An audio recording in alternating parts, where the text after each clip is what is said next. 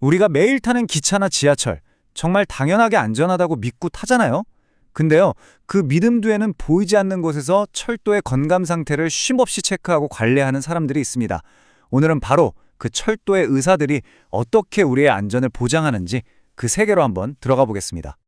이 모든 과정을 한마디로 딱 정리하는 문장이 바로 이겁니다. 지금 당장 안전한가, 그리고 앞으로도 계속 안전할 것인가. 이 두 가지 질문이 철도 안전의 핵심이라고 할 수 있죠.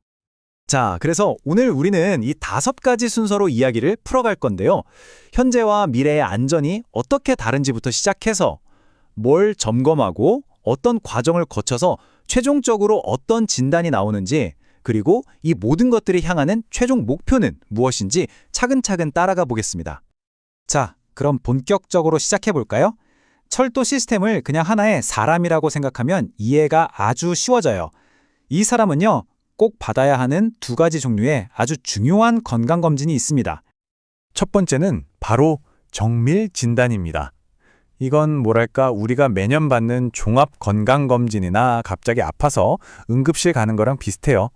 오래된 부분은 없는지, 어디 금 가거나 손상된 곳은 없는지 샅샅이 뒤져서 지금 당장 괜찮은가? 이 질문에 답을 찾는 과정이죠. 그리고 2번째가 성능평가예요. 이건 좀 개념이 다른데요. 장기적인 관점에서 건강을 관리하는 것에 가깝습니다. 그동안의 데이터를 쭉 보면서 이 시스템이 앞으로도 계속 문제없이 잘 굴러갈까? 이걸 예측하고 증명하는 거죠. 바로 이겁니다. 차이가 확 느껴지시죠? 정밀 진단은 당장 눈에 보이는 결함, 위험 요소를 찾아서 고칠지 말지를 결정하는 데 집중하고요. 반면에 성능평가는 데이터를 기반으로 성능이 얼마나 떨어졌나를 판단해서 점수를 매기는 데 중점을 둡니다. 그러니까 하나는 외과 의사의 수술 같은 거고 다른 하나는 내과 의사의 꾸준한 건강관리 같다거나 할까요? 그럼 엔지니어들이 이 검진을 할 때 구체적으로 뭘 들여다보는지 그 진찰실 안으로 살짝 들어가 볼까요? 정밀 진단에서는요, 의사가 청진기를 대고 눈으로 살펴보듯이 시스템의 물리적인 상태를 하나하나 다 봅니다. 부품이 얼마나 닳았는지, 전기가 새는 곳은 없는지, 녹슬거나 깨진 곳은 없는지, 이런 당장 눈에 보이는 문제점들을 찾아내는 거죠. 반면에 성능평가는 시스템의 운동신경이나 기초 체력을 테스트하는 거예요. 신호가 얼마나 빠르고 정확하게 바뀌는지, 비상시에 예비 전원은 얼마나 잽싸게 켜지는지, 이런 핵심 성능들을 측정해서 처음 설계했을 때 그 성능이 여전히 잘 나오고 있는지 확인하는 겁니다. 여기서 진짜 중요한 건 이런 검사들이 그냥 한번 하고 땡 이게 아니라는 거예요. 법으로 딱 정해진 주기에 따라서 계속 반복됩니다.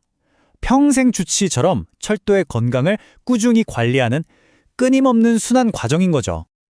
자, 그럼 이 엔지니어들이 어떤 체계적인 과정을 거쳐서 최종 결론을 내리는지 그 8단계의 여정을 한번 같이 따라가 보시죠. 이 과정은 정말 체계적이에요. 일단 1번, 과거의 기록, 그러니까 의무 기록부터 싹 검토하고요. 그 다음에 2번, 3번, 현장에 직접 나가서 눈으로 보고 정밀 장비로 데이터를 측정합니다. 이렇게 모은 데이터를 가지고 4번, 5번, 성능과 잠재적인 위험을 분석하고요. 6번, 이 모든 걸 종합해서 최종 평가를 내립니다. 그리고 7번, 그 결과를 보고서로 만들고 마지막 8번으로 필요한 조치를 하고 계속 지켜보는 거죠. 어때요? 각 단계가 정말 톱니바퀴처럼 딱딱 맞물려서 돌아가죠? 이렇게 힘들게 모은 모든 데이터와 분석 결과들이 어떻게 하나의 명확한 결과물, 그러니까 철도를 위한 건강 성적표로 만들어질까요? 최종 보고서는 그냥 합격, 불합격 이렇게 간단하지 않아요. 어떤 검사를 했고 어떤 기준으로 판단했는지, 핵심 건강 수치는 어떻고, 그래서 최종 등급은 뭔지, 그리고 앞으로 뭘 어떻게 해야 하는지에 대한 구체적인 처방전까지 아주 상세하게 담겨 있습니다. 등급은 아주 간단하고 명확합니다. A, B는 아주 건강하다. C는 좀 지켜봅시다 하는 신호고요. 그리고 D등급은 바로 이겁니다. D등급. 이건 정말 강력한 경고등이에요. 당장 조치를 취하지 않으면 안 된다는 뜻이죠.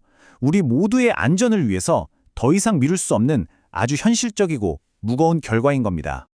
자, 이제 한 걸음 뒤로 물러나서 이 모든 복잡한 과정들을 움직이는 더 큰 그림, 궁극적인 목표가 대체 뭔지 한번 살펴보겠습니다. 이 모든 과정의 바닥에는요, 전 세계 엔지니어링 분야에서 거의 교과서처럼 쓰이는 원칙이 있어요. 바로 램스라고 불리는 4개의 기둥입니다. 신뢰성, 가용성, 정비성, 그리고 가장 중요한 안전성. 우리가 지금까지 본 그 수많은 테스트들이 결국은 이 4가지 목표를 달성하기 위한 구체적인 방법들이었던 거죠. 그래서 이걸 딱 정리하면 이렇게 돼요. 정밀 진단은 만에 하나 시스템이 고장나더라도 안전하게 멈추는지, 즉 안전성 S를 최우선으로 보는 거고요.